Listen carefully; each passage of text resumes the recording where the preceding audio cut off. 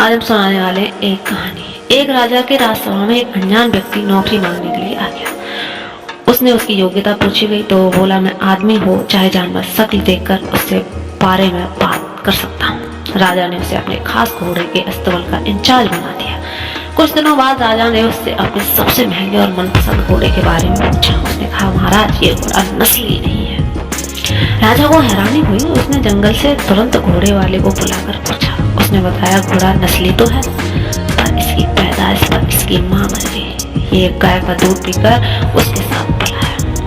राजा ने अपने नौकर को बुलाया और पूछा, तुमको कैसे पता चला कि घोड़ा नस्ली नहीं है? उसने बताया, जब ये घास खाता है तो गायों की तरह सर नीचे करके, जबकि नस्ली घोड़ा घास मुंह में लेकर सर उठा देता है।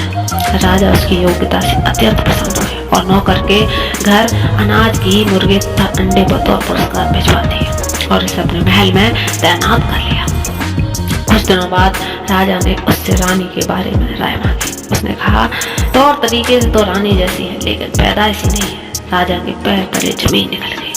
उसने अपनी सास को बुलाया और मामला पूछा। सास ने बताया, वास्तविकता ये है, आपके पिताजी ने मेरे पति से हमारी बेटी की पैदाइश पर ही रिश्ता मांग लिया था, लेकिन हमारी बेटी 6 माह में ही मर गई। इसलिए हमने आपके रजवाड़े में रखने के लिए किसी और की बच्ची को अपनी बेटी बना लिया। राजा ने फिर अपने नौकर से पूछा, तुमको कैसे पता चला? उसने कहा, रानी साहिबा का नौकरों के साथ व्यवहार गंवारों से भी बुरा है। एक खानदानी व्यक्ति का दूसरों से व्यवहार करने का एक ऐसा तरीका होता है जो रानी साहिबा में बिल्कुल नहीं है। राजा फिर उसकी पारखी नजरों से खुश हुआ और बहुत से अनाज, भेड़, बकरियां बतौर पुरस्कार दिए। साथ ही उसे अपने दरबार में तैनात कर लिया। कुछ समय बीत गया। राजा ने फिर नौकर को बुलाया और पूछा कि नौकर, जान की सलामती हो तो कहो।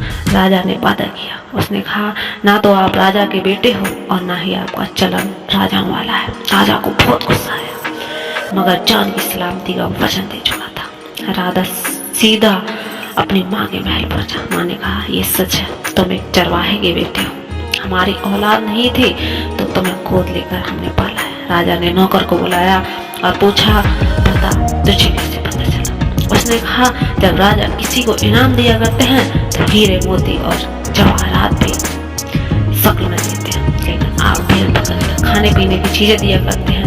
ये रवैया किसी राजाओं का नहीं, किसी चरवाहे के बेटे का ही हो सकता है। राजा हैरान रह गया।